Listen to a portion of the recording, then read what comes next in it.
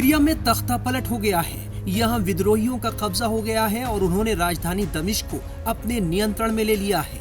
खबर है कि बशर अल असद देश छोड़कर भाग गए हैं। विद्रोहियों ने देश के रक्षा मंत्रालय पर कब्जा कर लिया। उन्होंने पब्लिक रेडियो और टीवी बिल्डिंग को अपने नियंत्रण में ले लिया है।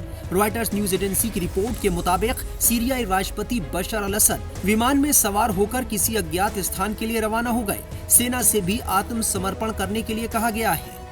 सीरिया के विद्रोही गुट हयात तहरीर अल शाम ने पूरे सीरिया पर कब्जे की घोषणा की है। इन सब के बीच अब लोगों के मन में यही सवाल उठ रहा है कि आखिर क्या है HTS और कौन है इसका मुखिया अबू मोहम्मद अल जुलानी, जिसने सभी बंदूकधारी विद्रोहियों को एक साथ किया और राष्ट्रपति बशर अल असद को देश छोड़कर भागने के लिए मजबूर किया।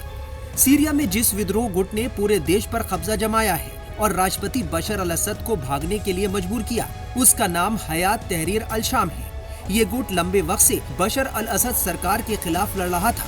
ये कभी आतंकी संगठन अल कायदा की शाखा रहा है। हालांकि 2016 में इस संगठन ने खुद को अल कायदा से अलग कर लिया था। HTS का नेतृत्व अभी अबू मोहम्मद अल जुलानी के पास है, जो बेहद कट्टरपंथी माना जाता है। पश्चिमी देश HTS को एक आतंकी संगठन मानते हैं। हयात तहरीर अल शाम का प्रमुख अबू मोहम्मद अल जुलानी खुद को एक इस्लामिक नेता बताता है, लेकिन वो खुद के आधुनिक होने का दावा भी करता है। जब जुलानी ने HTS को अल कायदा से अलग किया था, तभी से ही इसका मकसद सीरिया की सत्ता से बशर अल असद सरकार को हटाना था। अबू जुलानी का जन्म 1982 में हुआ था। उसकी परवरिश सीरिया की राजधानी दमिश्क के माजे इलाके में हुई। जुलानी के परिवार का ताल्लुक गोलान हाइट्स इलाके से है। कई इंटरव्यू में वो दावा कर चुका है कि उसके दादा को वर्ष 1967 में गोलान हाइट्स से भागना पड़ा था। तब यहाँ इजराइल का कब्जा हो गया था। जुलानी ने शुक्रवार को एक इंटरव्यू में कहा था कि जब हम अपने उद्देश्यों के बारे में बात करते हैं तो हमारी क्रांति का लक्ष्य इस शासन को उखाड़ फेंकने का है।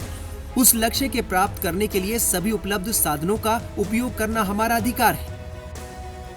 2016 में अल कायदा से नाता तोड़ने के बाद से जुलानी ने खुद को ज्यादा उदारवादी नेता के रूप में पेश किया है। अमेरिका और बाकी पश्चिमी देश अब भी HTS को एक आतंकी संगठन मानते हैं। कई कारण हैं। 2011 से वहां पे एक तरह से देखा जाए तो गृह युद्ध चल रहा था। पहले अपराइजिंग थी, अरब अपराइजिंग, जो प्रो डेमोक्रेसी के लोग थे वो लड़ रहे थे। फिर बाद में अलकायदा वहां पे आ गया, दाइश फिर आ गई।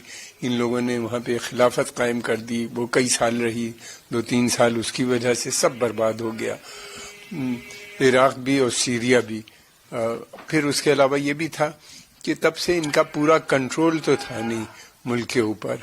कभी कहीं प्रॉब्लम थी, कभी कुर्दिश की प्रॉब्लम थी, तो कभी ये मिलिटेंट ग्रुप इदलिब सिटी में काफी स्ट्रांग थे। फिर इनका इंटरवेंशन बराबर रहता था। टर्की और इजराइल लगातार पिछले कुछ दिनों से हम देख रहे हैं बॉम्बिंग कर रही थी। इनके जितने वेपन डिपो थे उसको बहुत से अधिकतर को उसने डिस्ट्रॉय कर दिया था। फिर उसके अलावा ये था कि ये आतंकवादी जो ग्रुप हैं वो अपने को अब आतंकवादी नहीं कह रहे हैं, लेकिन इनका पास तो वही है तहरीर अल शम्स का। ये पहले जबहत अल नुसरा थी जो कि एक उसका ग्रुप था, अल कायदा का ग्रुप था। तो ये सारे लोग जो थे लगातार एक के बाद इंसिडेंट होते गए, ये कमजोर होते गए। रेवेन्यू था नहीं, स्टेट फेल हो चुकी थी, और फिर सेना ने लड़ने से भी इनकार किया। अधिकतर लोगों ने, उनको लगा कि वो सेना अपने ही लोगों को मार रही है, तो वो उसमें डिसर्शन शुरू हो गया और उनका पतन हो गया। सवाल है कि क्या एक तानाशाह के जाने के बाद दूसरा तानाशाह सीरिया की सत्ता पर काबिज होने जा रहा है? सुनिए विदेश मामलों के जानकार खमर आगा का क्या कहना है। अगर ये आतंकवादी ग्रुप इराक में आते हैं तो मैं समझता हूं कि कोई खतरा बन सकता है। और वहां पे तेल की सप्लाई है, वहां पे एक दोबारा से अराजकता फैलती है, तो वो एक खतरे का विषय बन सकता है। और अगर ये सीरिया के अंदर सीमित रहते हैं और वहीं पे इनके आपस में झगड़े होते हैं या एक स्टेबल गवर्नमेंट बनाते हैं, तो इमीडिएट इतना खतरा नहीं होगा भारत को। हाँ, इससे पहले की जो हुकूमत थी वो सेकुलरिज्म पे विश्वास था उसका, हालांकि थे वो भी काफी डिक्टेटोरियल रिजीम थी, तानाशाह की तरह काम करते थे। अब देखना ये है, लगता है ऐसा कि एक तानाशाह को दूसरा तानाशाह तो कहीं रिप्लेस नहीं कर रहा, इस बात का खतरा जरूर नजर आता है। सर, बात करें अमेरिका के डोनाल्ड ट्रंप की, ट्रंप के बयान पे हमारी लड़ाई नहीं है, यहाँ से अंतर्राष्ट्रीय प्रधानमंत्री जीत जा सकती है। देखिए, ये ट्रंप साहब को कोई जरूरत नहीं लड़ने की, उनका काम मैं समझता हूँ कि जो संगठन थे वहां के ऊपर, तहरीर अल शम्स जिसने बशर अल असद को हटाया है सत्ता से, उन्हीं ने कर दिया। और दूसरी बात यह है कि अमेरिका की बेसिक पॉलिसी जो थी रिजीम चेंज की थी, तो रिजीम चेंज हो ही गया। अब उनके माध्यम से अब ये देखना है कि आने वाली रिजीम के किस तरह के संबंध होते हैं अमेरिका के साथ। सर, पश्चिम एशिया के लिए इसका क्या व्यापक हो सकता है? बहुत बड़ा असर पड़ेगा पश्चिम एशिया पे। पश्चिम एशिया पे एक तो असर इसका सबसे ज्यादा पड़ेगा कि इराक के ऊपर सबसे ज्यादा, इराक बिल्कुल इसके बॉर्डर इस पे मिलते हैं, और दूसरी तरफ लेबनान के ऊपर बॉर्डर पर के ऊपर असर पड़ेगा। ईरान के ऊपर बहुत बड़ा असर है क्योंकि जो ईरान की पॉलिसी थी आर्क ऑफ रेसिस्टेंस की, तो वो तो बहुत ही कमजोर, उसको एक बहुत बड़ा धक्का लगा है, इसलिए कि हिजबुल्लाह काफी कमजोर हो नजर आ रहा है, लंबी लड़ाई लड़ रहा है इजराइल के साथ।